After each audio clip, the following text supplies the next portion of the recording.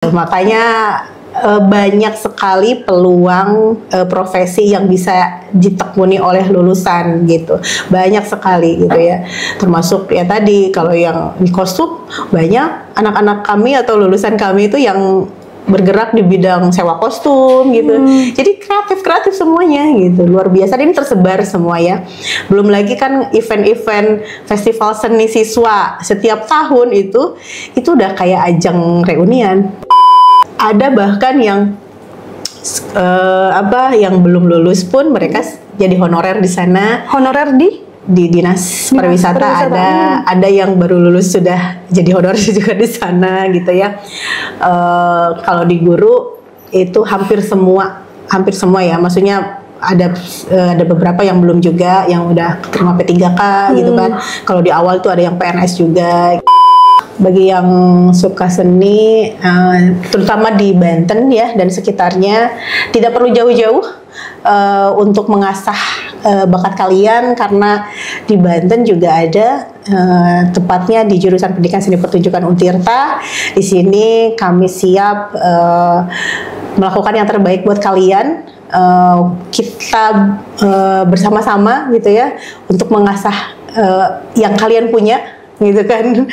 Ya gitu. Jadi tidak usah ragu lah, silakan kami tunggu di jurusan Pendidikan Seni Pertunjukan Untirta.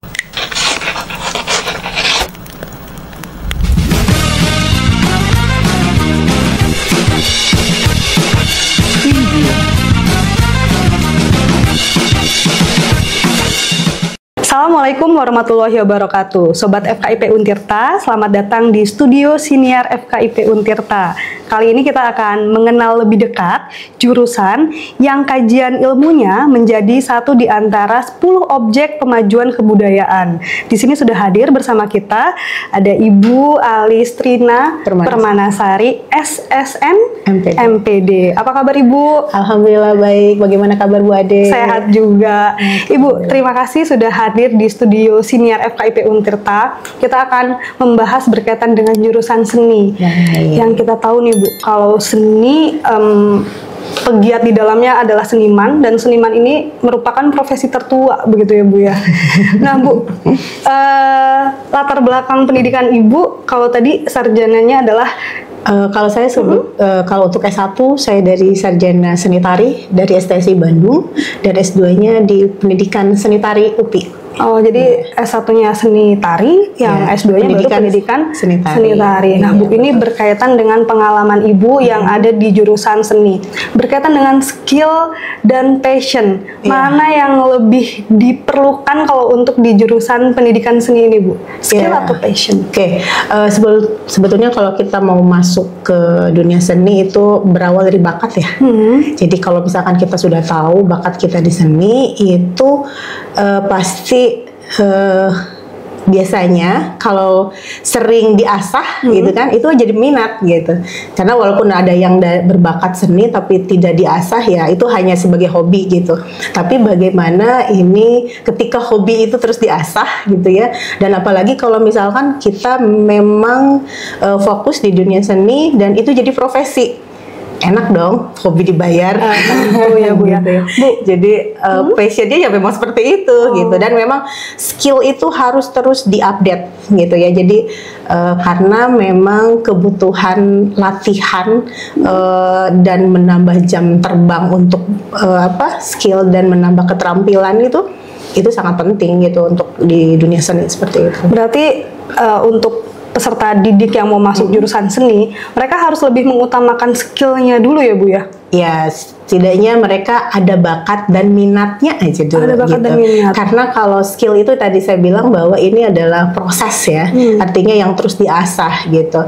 Jadi kalau memang sudah suka gitu ya, sudah cinta sama dunia seni, ya kenapa enggak kalau itu memang kita fokuskan sebagai profesi kita nantinya gitu. Bu, sebagai contoh nih ya Bu ya, saya itu suka dengan musik, suka saja sih dengan musik. Kemudian saya ingin masuk jurusan pendidikan seni pertunjukan. Nah, apakah modal kesukaan saya itu cukup atau harus ditambah apa lagi Bu? Iya. Sebetulnya dengan suka saja dan memang sudah pernah punya pengalaman sebelumnya itu jadi modal sebetulnya untuk masuk. Karena kalau di jurusan pendidikan seni pertunjukan ini semua unsur seni itu dipelajari. Jadi tidak hanya di musik saja, tapi kita mempelajari seni tari, mempelajari seni teater, mempelajari seni rupa juga. Karena memang kebutuhan, karena kita di pendidikan ya, karena pendidikan otomatis lulusan kita ya utamanya adalah sebagai calon guru seni budaya di semua jenjang sekolah gitu kan. Artinya mereka harus punya bekal semua unsur seni itu untuk diberikan kepada siswa gitu kan. Nah, ketika kita sukanya di musik itu kami kami layani dalam bentuk konsentrasi seni musik dan di kurikulum sebelumnya itu peminatan itu dilakukan di semester 5 dan 6. Semester 5 Jadi dan 6. ada mata kuliah yang seni umum sifatnya ya, ada juga yang pilihan tapi sesuai dengan konsentrasi atau peminatan mahasiswa. Kalau misalkan tadi Bu Ade karena sudah suka dengan musik, suka musik berarti bisa masuk ke konsentrasi seni musik. Jadi artinya ketika semester 5 itu ada mata kuliah pilihan untuk konsentrasi seni musik. Jadi akan berbeda dengan yang memang peminatannya di teater atau di tari gitu. Bu, kalau cakupan atau konsentrasi yang ada di jurusan pendidikan seni pertunjukan FKIP Untirta, berarti tadi ada 4 ya Bu? 3. Ya? Oh 3. Ada 3 karena ada 3 bidang seni yang menjadi konsentrasinya. Karena kita kan pertunjukan ya, pertunjukan. Kalau seni rupa, walaupun misalkan hanya sedikit gitu ya dari mata kuliah, tapi kami bekali tetap dibekali juga karena memang kebutuhan di masyarakat dan di sekolah juga seni rupa luar biasa ya, tapi kami bekali. Tapi ya tadi ketika untuk konsentrasi hanya 3 saja, jadi tari, musik dan teater. Musik dan teater. Jadi terus kalau misalkan sudah tahu nih peminatan, jadi dari awal itu mahasiswa sudah tahu saya mau di mana. Nah tadi berbicara tentang fashion, berbicara tentang keterampilan gitu ya atau skill, itu sudah diarahkan dari awal mereka masuk. Kalau misalkan memang peminatannya ke seni musik, semua mata kuliah yang berkaitan dan bahkan ada yang berjenjang juga gitu ya, bersyarat, artinya sebagai persyarat mata kuliah selanjutnya itu harus lulus semua. Kalau di musik berarti semua mata kuliah musik itu harus lulus semua. Terus kalau yang tari juga sama seperti itu, yang teater juga sama, karena ini sebagai dasar mereka untuk memasuki konsentrasi. Karena kalau sudah masuk ke konsentrasi itu mata kuliah itu sifatnya ya tadi lebih ke skill gitu. Jadi ada berbedanya gitu dengan teman-teman yang misalkan berbeda peminatannya gitu. Kalau di tari ya tentang tari lebih didalami lagi, kalau yang musik lebih didalami lagi, yang teater juga sama seperti itu. Bu Alis, berarti begini, kalau nih adik-adik yang lulus SMA mau masuk jurusan pendidikan seni pertunjukan, apakah mereka itu yang passionnya sukanya sama musik, tapi apakah mereka juga harus menguasai tari juga yang tadi dan teater juga? Di awal. Oh, di awal. Di awal. Tadi ini sebagai bekal aja mereka ketika selesai dan mungkin harus mengajar gitu ya, mengajar di sekolah. Karena kan kalau di sekolah itu tidak memandang gitu. Iya, ini saya materi, ini saya musik atau teater, enggak. Tapi semua unsur unsur seni itu harus diajarkan kepada siswa gitu. Artinya ya kita bekali semuanya itu gitu. Jadi kalau di PLP aja ya, di PLP ketika mereka praktek di sekolah itu walaupun konsentrasi tari misalkan anak mahasiswanya dan ketika sekolah itu harus mengajar musik ya mau nggak mau. Iya, gitu. kadang kala juga orang di luar tidak mau tahu ketika tahu pendidikan seni berarti bisa semua. Bisa seni tari, bisa seni musik, bisa teater juga. Iya. Dan mahasiswa dibekali itu ya Bu di awal. Iya. Baru di semester 5 mereka semester 5 dan 6 itu ada konsentrasi, tapi ada juga mata kuliah yang memang umum gitu ya.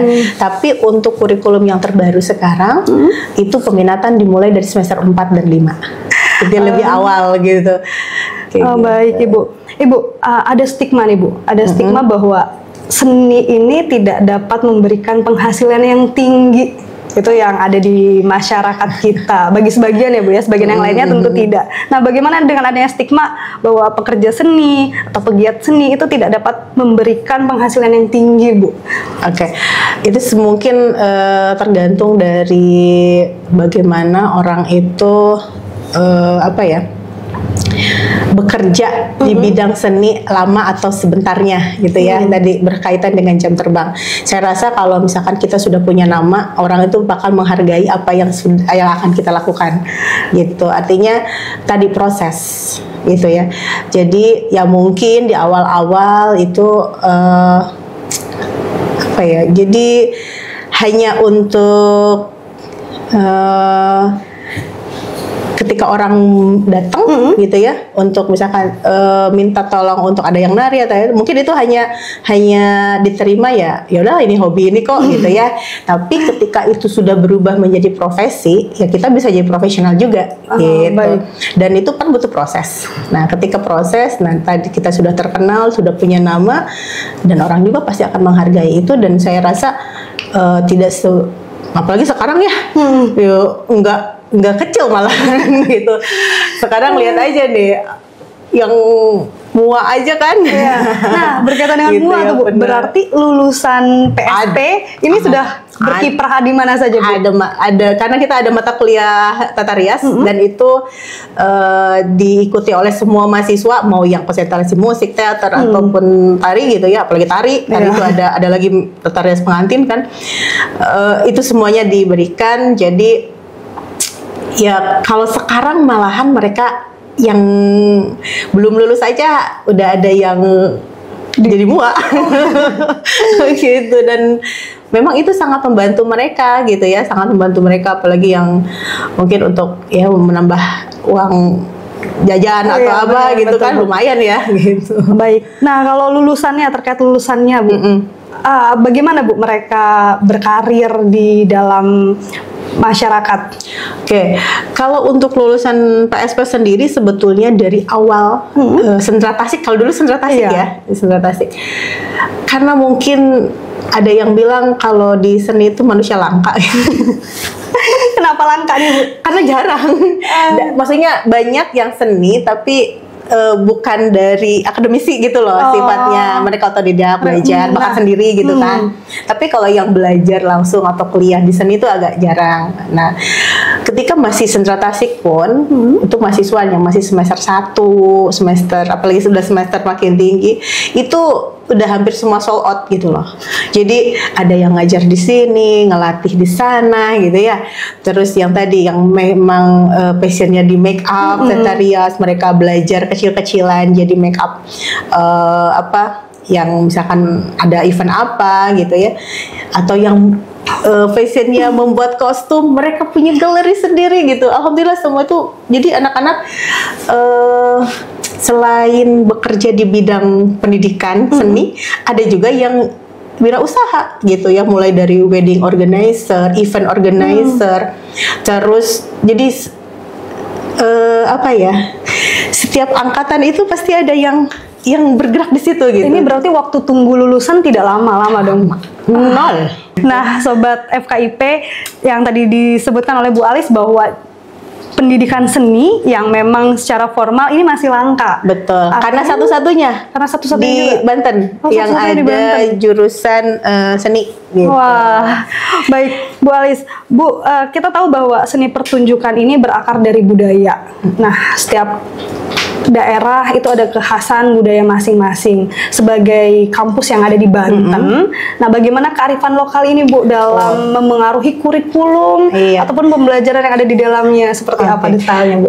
Ini sesuai dengan visi prodi juga sebetulnya ya, karena memang kita ingin mengangkat kearifan lokal yang ada di Banten gitu. Makanya beberapa mata kuliah yang berkaitan dengan Banten itu kami ajukan sebagai mata kuliah gitu ya. Seperti apa itu? Ada tari kreasi Banten, ada teater daerah Banten, ada musik terbangan gitu ya.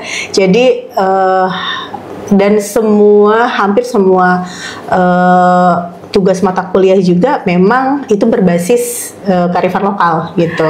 Bu, Sobat FKIP pasti penasaran, apakah artinya di dalamnya juga belajar debus, Bu? Oh, ada pencak silat. Oh, pencak silat. Iya, ada mata kuliah pencak silat dan itu sudah di kurikulum 2022 sudah dan 2025 juga masih ada. Oh, baik. Kan di seni itu kita tahu bahwa sekarang eranya teknologi, segala sesuatunya bisa diproduksi dengan mudah. Betul. AI, kemudian ada fasilitas TikTok dan lain sebagainya. Bagaimana PSP ini tetap dapat bertahan dan mengambil, artinya hal tersebut bukan menjadi yang namanya hal buruk, tapi dijadikan sebagai peluang. Nah, Betul. seperti apa itu, Bu? Ya justru kami memanfaatkan teknologi gitu dalam pembelajaran gitu ya. Artinya ketika media pembelajaran itu harus berbasis teknologi, ya kami menggunakan teknologi itu sebagai medianya gitu ya, sebagai medianya, tapi ya tadi tetap kearifan lokal kami yang kami lakukan gitu. Misalkan membuat media pembelajaran tentang cerita daerah Banten itu melalui animasi-animasi gitu kan. Lalu mahasiswa yang ujian akhir kan kami karena pertunjukan ya kebanyakan praktek gitu kan. Platform seperti TikTok, YouTube gitu kan, itu kami gunakan sebagai publikasi gitu. Justru kami manfaatkan itu gitu, tidak ya tadi tetap kearifan lokalnya memang kami publikasikan, tapi kami menggunakan media itu sebagai teknologi sebagai medianya gitu. Baik, Bu. Bu, yang berkaitan dengan tadi ya, seni pertunjukan, ada sesuatu hal yang ditampilkan, ditunjukkan, ditonton. Berarti di dalam mata kuliah mereka juga belajar juga, artinya mata kuliah berkaitan dengan manajemen produksi kalau tidak salah. Ada. Seperti apa itu, Bu? Jadi kalau di manajemen produksi seni itu mereka akan belajar sebagai event manager atau event organizer gitu kan. Maka tadi itu ya, Bu ya, bahwa lulusan udah siap juga ketika lulus. Betul. Makanya banyak sekali peluang profesi yang bisa ditekuni oleh lulusan gitu, banyak sekali gitu ya, termasuk ya tadi kalau yang di kostum, banyak anak-anak kami atau lulusan kami itu yang bergerak di bidang sewa kostum gitu. Jadi kreatif semuanya gitu, luar biasa. Dan ini tersebar semua ya. Belum lagi kan event-event festival seni siswa setiap tahun itu udah kayak ajang reunian. Dan jadi ketemu yang ada di baliknya adalah orang-orang jurusan pendidikan seni pertunjukan. Ya mungkin itu jalannya ya, tapi kan nanti mereka sendiri yang Baik, Bu. Bu, tadi yang di event organizer ini kita kemana-mana nih ya, Bu ya. Adakah yang di sektor lainnya, Bu? Pariwisata barangkali? Pariwisata ada, di instansi pemerintah juga ada bahkan yang yang belum lulus pun mereka jadi honorer di sana. Honorer di dinas pariwisata ada yang baru lulus sudah jadi honorer juga di sana gitu ya. Kalau di guru itu hampir semua ya, maksudnya ada beberapa yang belum juga, yang udah terima P3K gitu kan. Kalau di awal tuh ada yang PNS juga gitu kan. Tadi tuh, Bu, ini kan tidak semua orang tahu ya. Apakah di instansi pemerintahan itu memang ada slot khusus atau formasi khusus yang untuk jurusan pendidikan seni? Biasanya di Budpar gitu ya, itu biasanya suka membutuhkan emang orang-orang yang dia memiliki kualifikasi akademiknya di seni gitu. Karena kalau di pemerintah kan mungkin lebih ke kebijakan ya, tapi kan kebalik kebijakan itu harus emang orang pelakunya dulu yang tahu gitu, sebelum dia mengeluarkan kebijakan, jadi harus tahu seperti itu. Itu ada juga sih yang udah di instansi seperti itu. Bu, apakah ada juga yang berperan sebagai konsultan, macam konsultan begitu, Bu? Konsultan seni? Kalau konsultan seni mungkin ada sih, ada beberapa ya, mungkin ya, karena saya kalau lihat lulusan itu ya sering ada yang keluar juga kan, ada yang mereka dilibatkan gitu loh oleh pihak luar itu kan untuk melakukan event di luar, ada yang di tingkat nasional, ada yang internasional juga. Saya rasa kalau mereka sudah dilibatkan kan berarti sebetulnya mereka sudah memberikan kontribusi gitu ya terhadap yang melakukan event itu gitu. Bu, berkaitan dengan tadi kan segala hal kompleks yang dipelajari untuk dosen-dosen yang ada di jurusan PSP, berarti memang yang memiliki skill-skill yang tadi ya Bu ya, dari musiknya ada, tarinya ada, teaternya pun teater ada dan rupa juga ada. Rupa juga ada. Meskipun tadi ya Bu ya 3 konsentrasi tapi rupa tetap dibekali tadi. Tetap karena memang tadi kebutuhan di masyarakat seni rupa juga di sekolah kan biasanya selalu ada diajarkan gitu. Jadi ya tadi dibekali mereka dengan sedikitnya pengalaman lah gitu ya, setidaknya gitu tahu bagaimana melukis, bagaimana membatik gitu kan, bagaimana mendesain atau apa gitu. Baik Bu, sejauh ini pernah tidak Bu ada mahasiswa yang tadi ya passionnya di musik, kemudian harus belajar tari dan teater juga, ini bukan passion saya begitu, itu apakah ada yang demikian Bu, lalu bagaimana jurusan mengatasinya?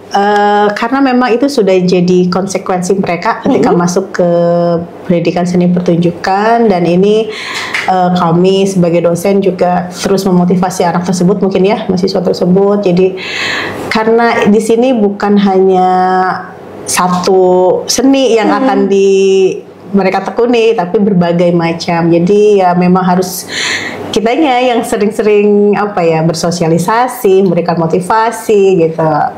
Nanti juga akan terasa gitu tuh. Artinya tidak dilepaskan, dilakukan pendampingan karena passion itu bisa dihidupkan begitu ya Bu ya. Betul. Jadi memang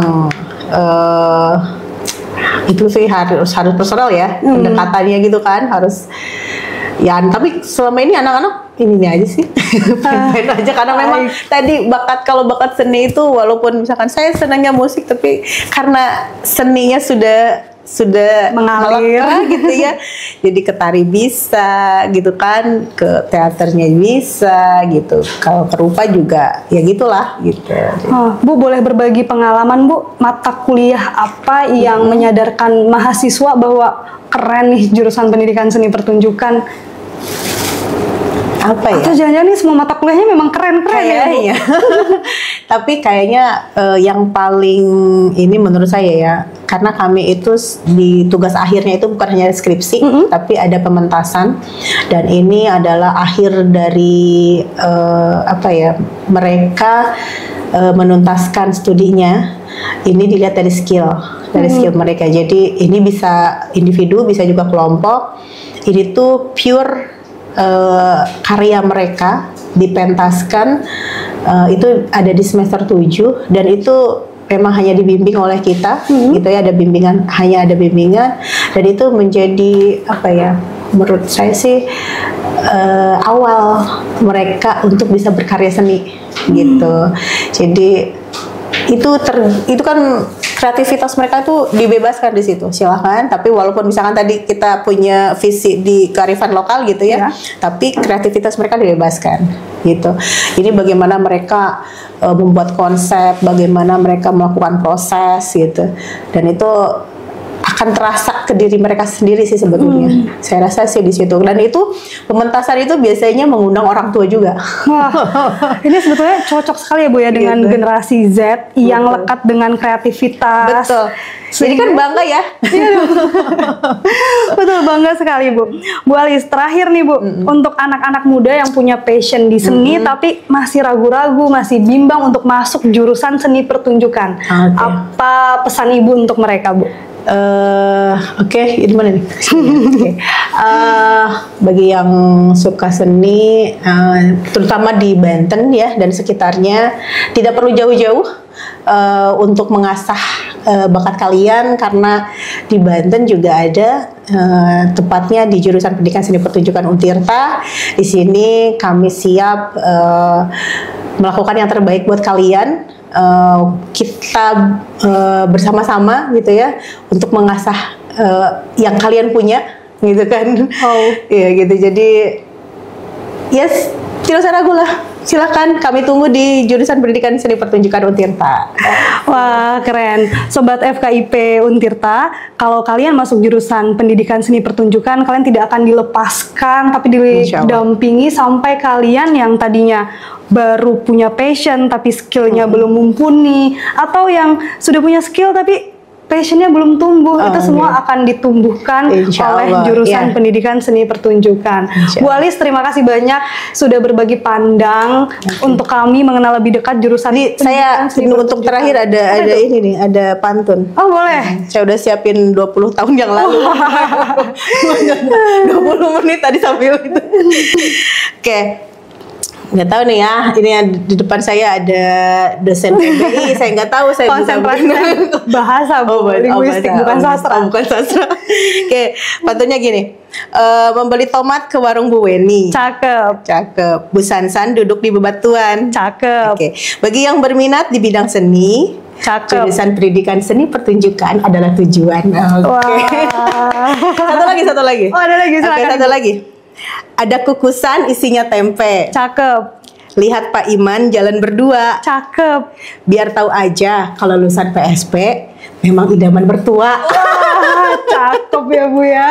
Baik Sobat FKIP Untirta, ke Banten makan pecak bandeng. Sampai jumpa lagi di siniar selanjutnya Sobat FKIP yang cantik dan ganteng. Kami akhiri, wassalamualaikum warahmatullahi wabarakatuh. Waalaikumsalam warahmatullahi wabarakatuh. Terima kasih banyak Bu Alis. Turnuhun.